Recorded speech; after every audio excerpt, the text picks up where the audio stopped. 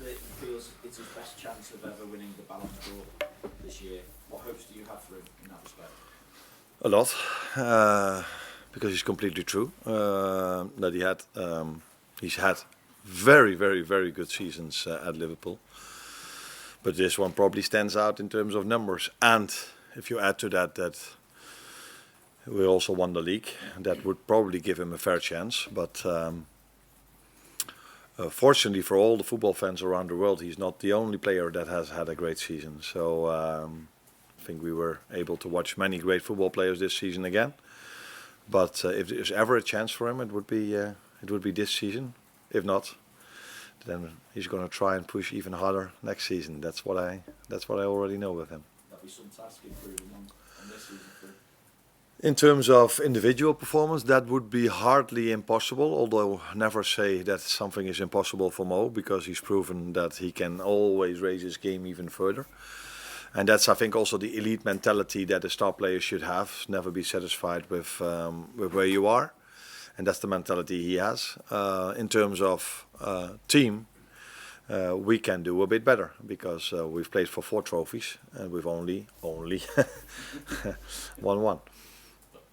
The biggest, that's true. But obviously Sunday and Monday we're looking at... No, the hardest, I would say. Yeah. Maybe the biggest, you can always debate on that, but the hardest, yeah. Obviously Sunday and Monday we're looking at a celebration. I know there's a game to play as well. What concerns do you have that the celebration could be overshadowed by any adverse reaction to Trent? And are you likely to give him 5 minutes or longer to say that goodbye? Or? I haven't decided on that one yet, but I think this should be a day that everybody is going to enjoy. It's been 35 years. Everybody is waiting for this moment, or everybody, but the Liverpool fans are waiting for this moment. And I think we've set the example against Tottenham. I don't think I've ever been part of I've ever seen celebration in a nicer way done than that day. Everybody, and that's what one of the 2 things that make me emotional is. One of them was how we arrived at the stadium when the fans were singing for us, and the second one is that I've met in the last few weeks multiple people telling me I'm going to Anfield now for all my life, but I've never felt a day what was more special than that one, Tottenham at home. So I am hoping that we can add a moment like this to it, and I think everybody that's in the stadium deserves to be there, the fans, the staff, but also the players, and one of my players is Trent, so he definitely deserves to be there as well, because he's been part of an incredible successful season and incredible successful years at this club. So yeah, I can only hope that we do it one more time over what we did against Tottenham, and I have a lot of trust in our fans to do the same again. It's fitting, obviously finishing the season against the FA Cup winners, but I just wonder what your overriding emotion will be when you and your players go up and finally lift that Premier League trophy as well. Your predecessor as well, of course. Sorry? In front of you. Yeah, I've heard he's there. Yeah, it's nice. Proud, special, but I think proud sums up the most, because after working here for a year now, I know even better how hard it is. That's why I just said it's the hardest trophy to win, because cup trophies, you can, doesn't have to be, you can win those by a lucky draw or being lucky in 2 or 3 games, by maybe winning a penalty shootout. And then all of a sudden you arrive in the final.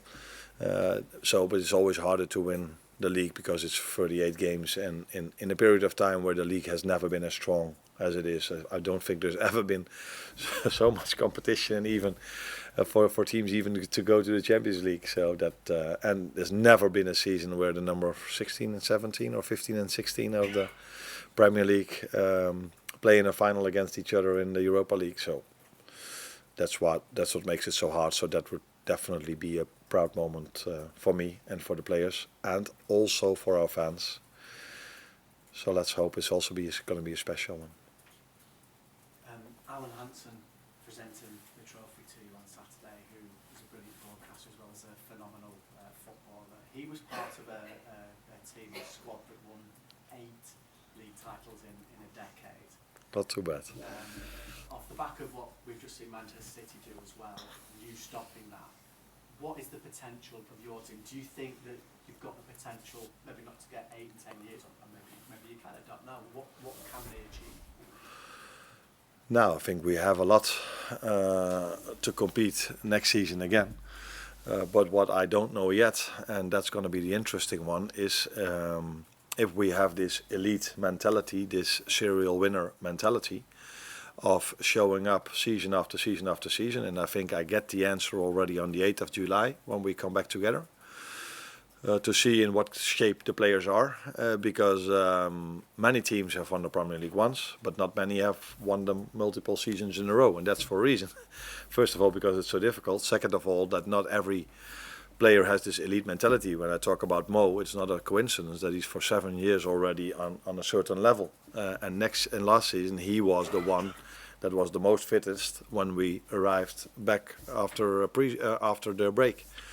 So that is a mentality you need to have a chance of becoming a serial winner. And this is something we have to prove.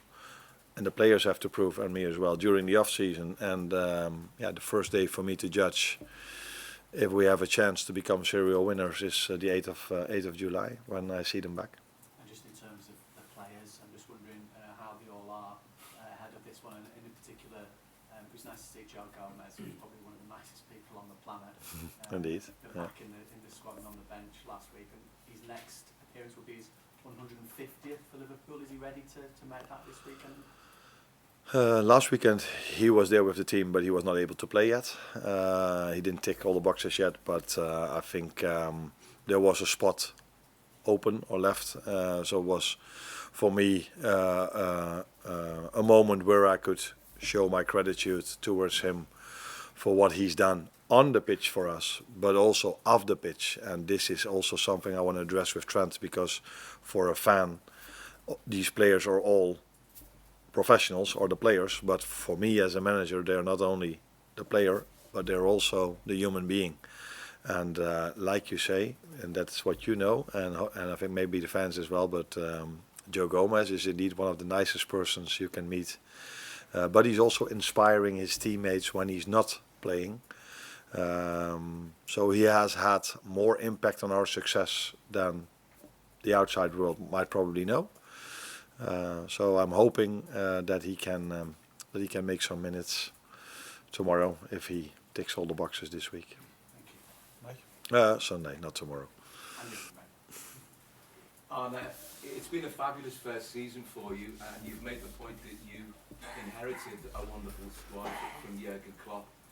But quite a few of the individual players at Liverpool, Trent Alexander-Arnold, Virgil and Mo, and also Mo Salah, have made the point that you've changed their game in some way. You've tried to add something. So what is it that you have in your coaching toolbox that sort of enables elite players to get even better?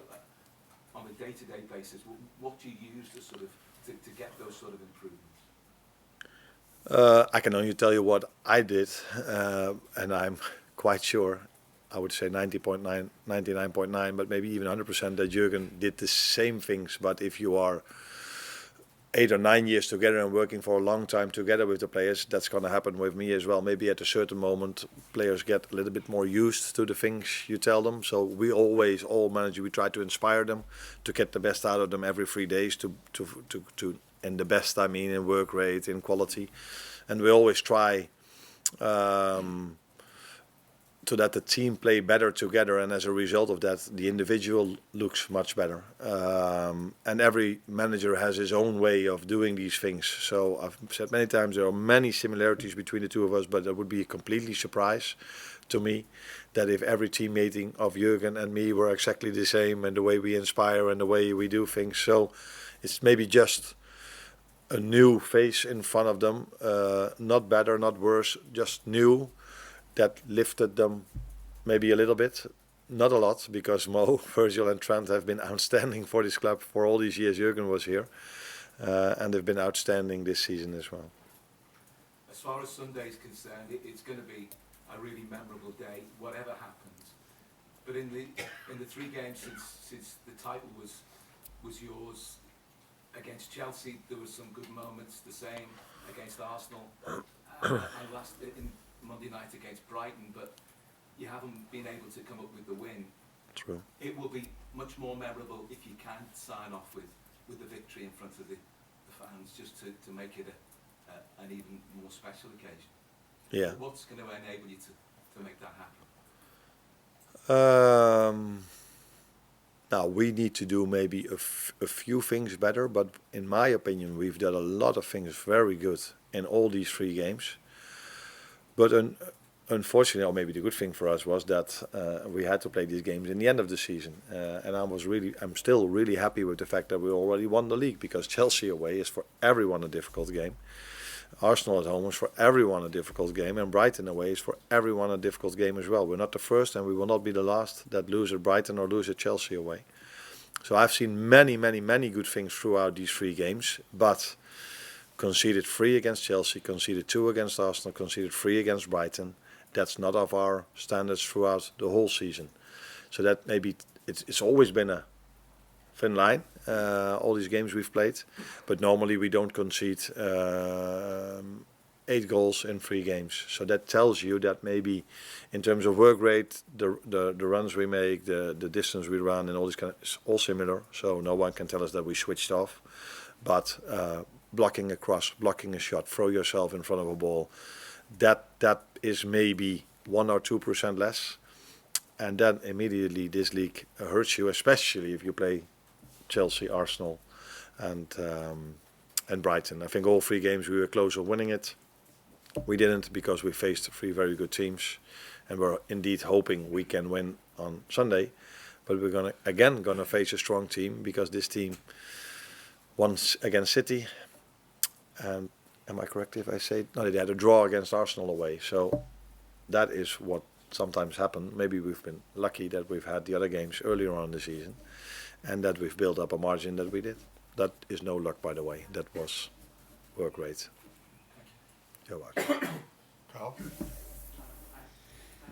to bring it back to Trent again, but have you spoken to him about the reaction he got last time he was at Anfield, and also talked about his expectations for this weekend?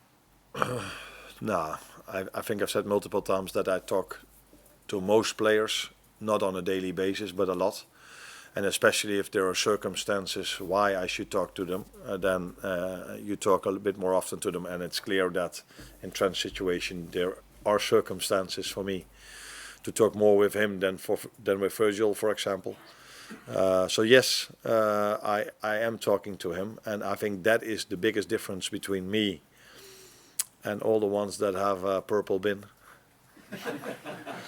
That I speak to the human being, Trent Alexander-Arnold, every day, and that, I think, combined with winning something together, creates a different bond than maybe the fans have with him. So yeah, I do talk to him quite a lot, actually. Although when we started pre-season, he was quite a lot in my office as well, for other reasons. And now he's in my office a few times as well. Expand on those other reasons? Sorry? Does that expand on those other reasons? I think Mo said already a few things about why he was in my office in pre-season, and there were similar reasons why Trent was in my office in the beginning of the season. That's what you meant, or you meant the? Yeah. So he was coming to see you about it. You were assuming that he was first choice anyway, so I wondered what the conversation was. Did he need to come and see you in pre-season?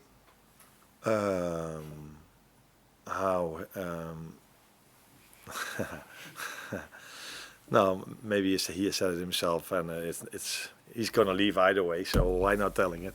So maybe it's already a first gift I can give Xabi Alonso, but I wasn't completely happy with every single minute how he was on the training ground. So, in my opinion, he could, in certain moments, he could do a bit more, to say it mildly, and that's what we talked about. Combined with that, I said to him, "You're a much better defender than everybody tells you. Unfortunately, you don't show it all the time, and that's why people sometimes say you're not this is a part of your game you need to improve. But if you are just at it and you're focused and concentrated, there are not many players that can go around him, because he's fast, he's agile, he has great mentality. But yeah, it's about showing that every single game, because in this world we are judged not only on the 34 games we do well, we are mainly judged on the 4 games that we don't do so well. So yeah, these things we spoke about in pre-season. Monday. Hi, Arne. Barcelona sporting director Deco said how much they like Luis Diaz. Just wondered what you thought about that, and how much do you want to keep Diaz at the club? Did he say this in front of a microphone, or is that from hearsaying that he said this? Quotes of him. Okay. Yeah, every club has his own way of doing things. I think you're used to the fact that I don't talk about players from other clubs that we haven't signed. So yeah, I understand that he's a big admirer of Luis Diaz, because I'm a big admirer of him as well. He's a great player, having a great season. So yeah, if he just meant it that way, then he probably would have added to that he's an admirer of Mo Salah and Cody Gakpo as well, or didn't he? Oh, Marcus Rashford. Nah. That's what I mean. He just said he admires a few players, which we all do. I admire Lamine Jamal and Rafinha a lot as well, by the way.